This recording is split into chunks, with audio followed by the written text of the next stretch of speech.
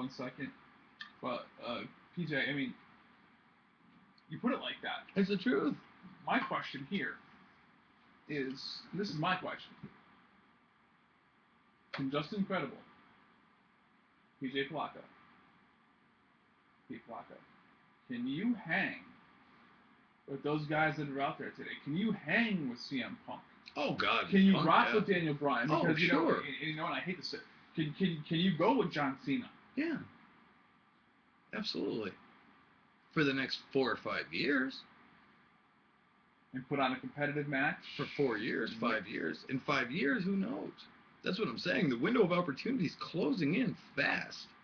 And I'm being realistic because I know this is a young man's game. I mean, some people might want to kid themselves, but I realize that the opportunity is closing in on everybody.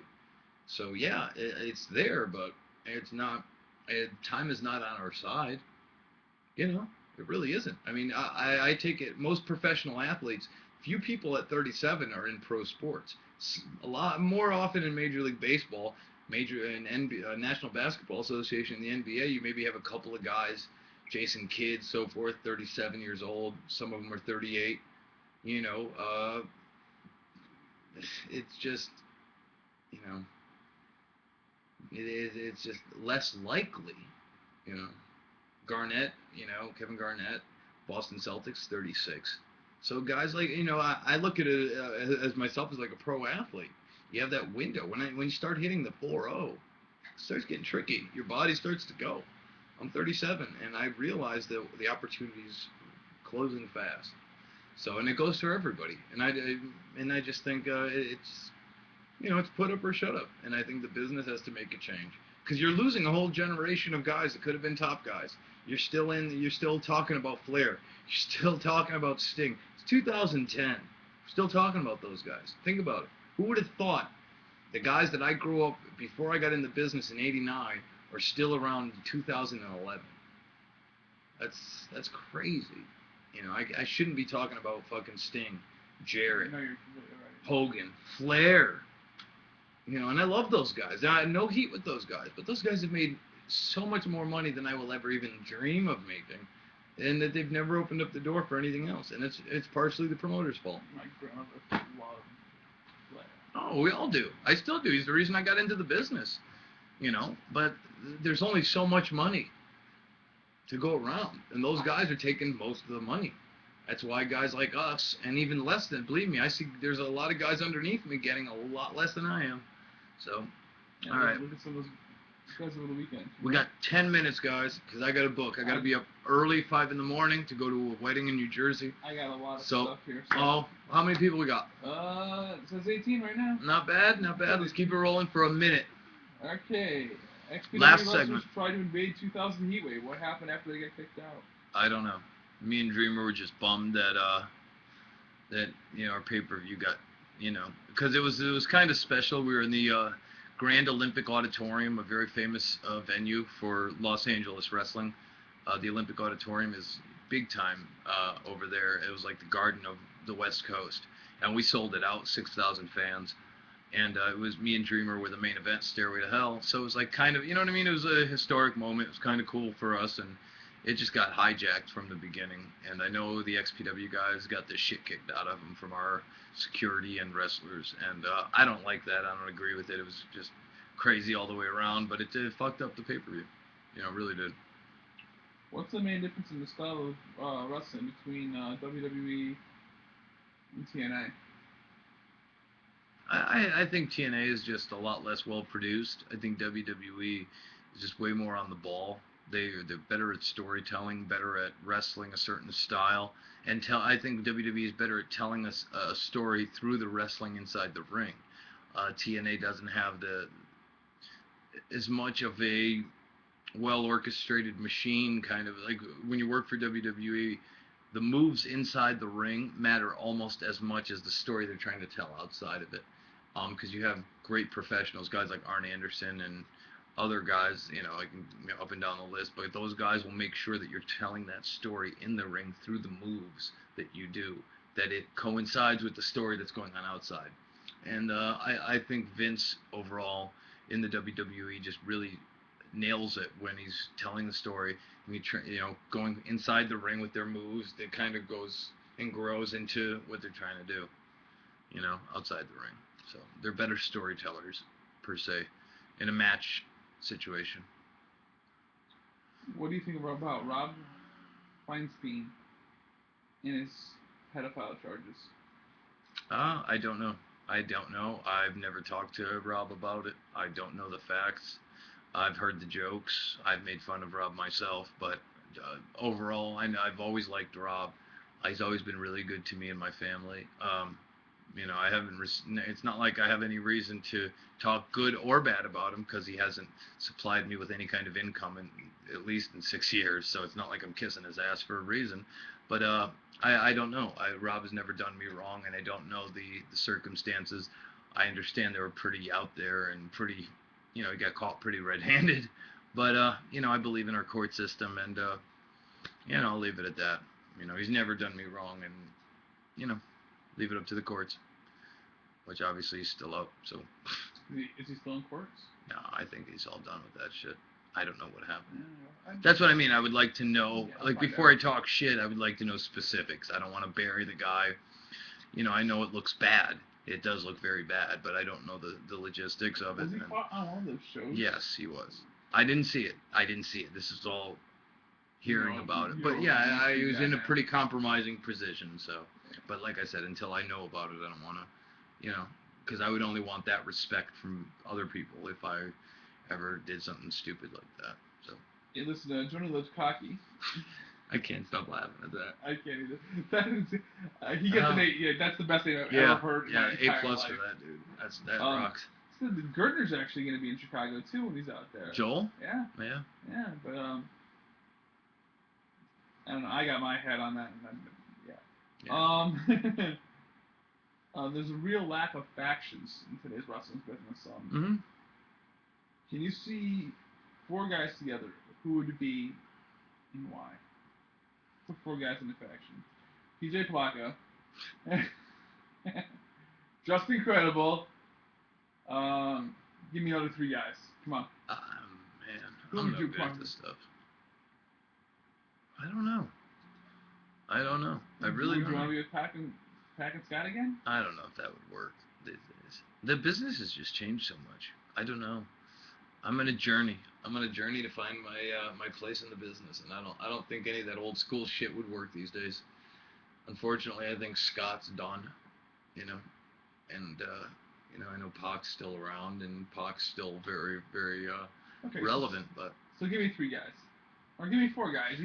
I would like to do business with CM Punk. I would like to do business with. Let me see. I'd like to do business with Sabu again. I think Sabu is just an amazing guy who never fully got his fair share in this business. Who else would I really like to be in the business with? AJ Styles is one guy that I really like, and he's untapped. So you want to put PJ Flacco, AJ Styles, Sabu, and CM Punk in a faction? Yeah. And that's just spitballing off the top of my head. I'd go for that. It'd be very unorthodox, to say the least, right? Nothing conventional, It'd be a certain percentage in my pocket at the end of the day. Definitely interesting. And I'd enjoy it too. Well, let's start wrapping this up because I gotta roll. It's been almost an hour. We're 9 minutes out of 8 o'clock, so we gave you that hour. Right. Yeah, we're getting close, and I gotta go. Guys, I'm gonna hit the word done here. Let's take one more question. And we're gonna try and hit a couple more up to where it says done right there. Okay. So, what killed ECW faster, NWO or David Arquette winning the title? David Arquette winning the title. What do you? It was the same question.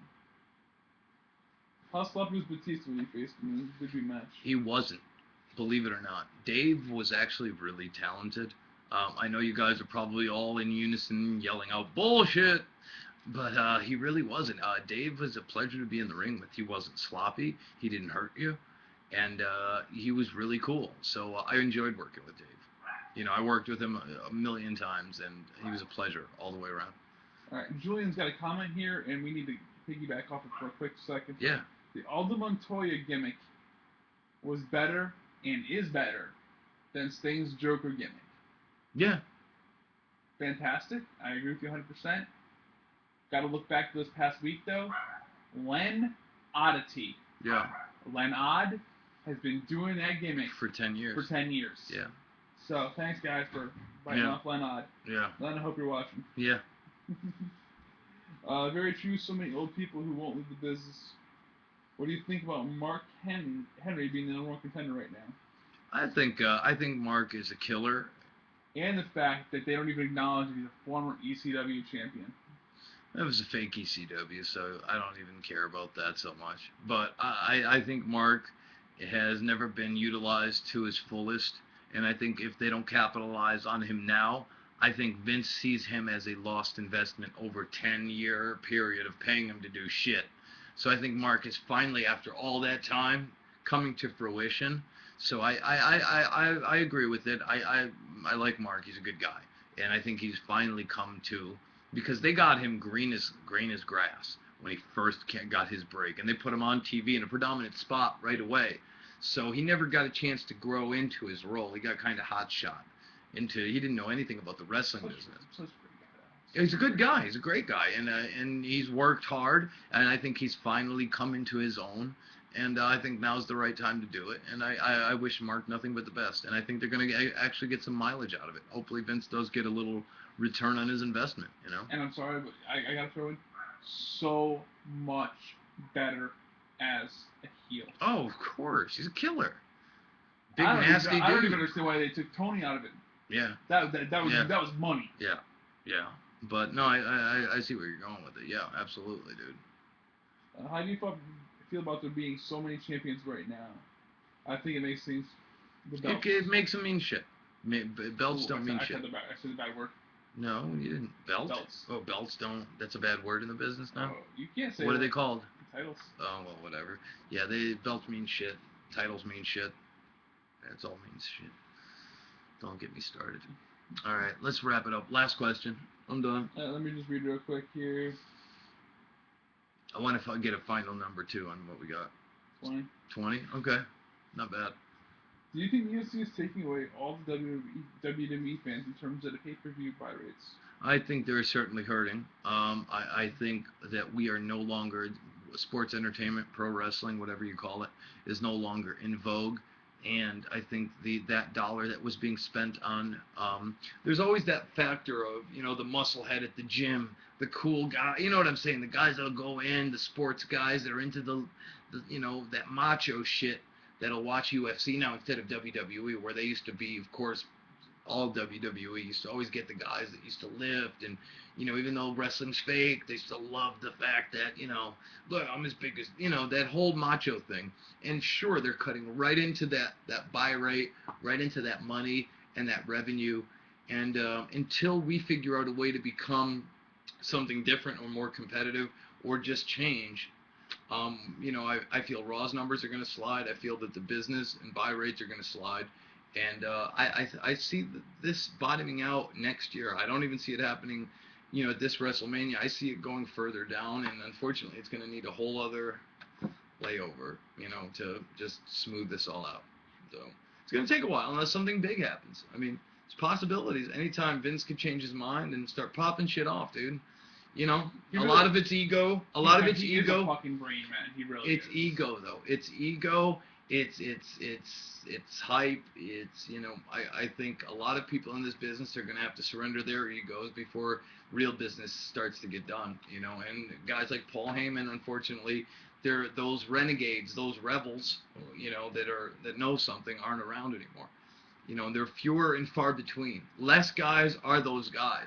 I'll say this, and I read yesterday where CM Punk said in an interview that he feels like Paul will be back before the end of this. Yeah, I hope so, but I don't see it.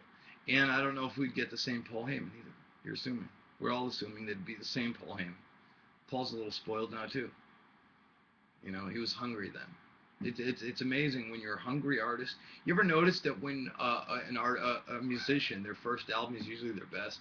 Why? Because you're starving, because you have a lot to say, because you're hungry. Is he not hungry right now? Of course not. Because you're fucking loaded. When people have money, when people have everything they want, what do you have, a creative itch? So you go